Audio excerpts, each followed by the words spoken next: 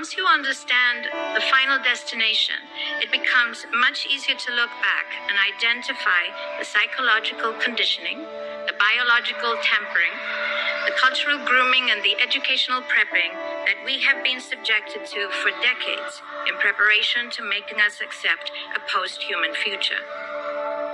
It takes a lot of physical and psychological abuse to get an intelligent species like ours to agree to its own extinction.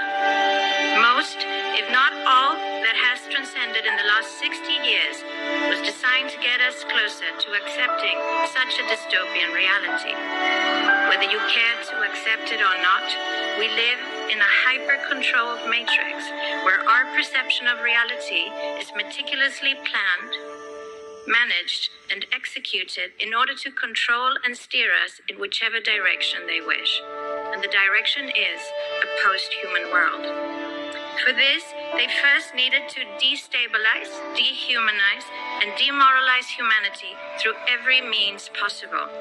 The destruction of the nuclear family, children being indoctrinated by the state, abortion, the eradication of God and spirituality from education, life in megacities and away from nature, toxic food, air, and water, social media, replacing real human connection and interaction, engineered financial crisis and taxation, endless wars and massive migration, stress, anxiety, depression, drugs and alcohol, constant fear-mongering, moral relativism as the new religion, and I could go on and on about how humanity has been influenced and forced to move away from all the things that give us strength, security, purpose, and meaning.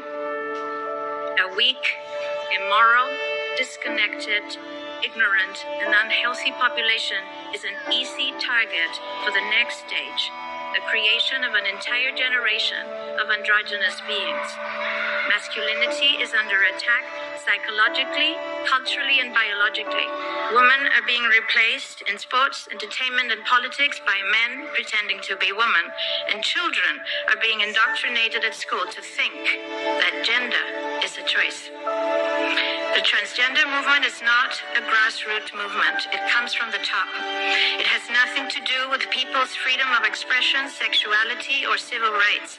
It's an evil psyop with a clear agenda to get us closer to transhumanism by making us question the most fundamental notion of human identity, our gender.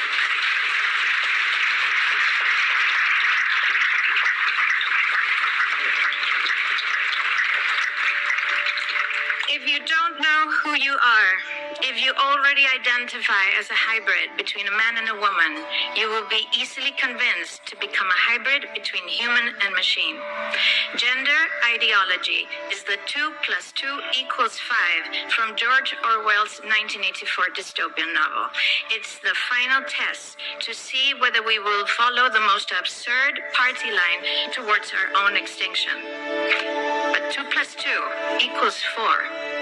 And no matter how you choose to dress, call yourself, or change your physique, will not change that.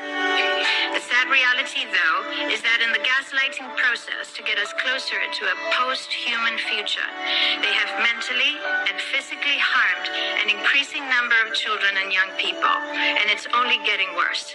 This must be stopped.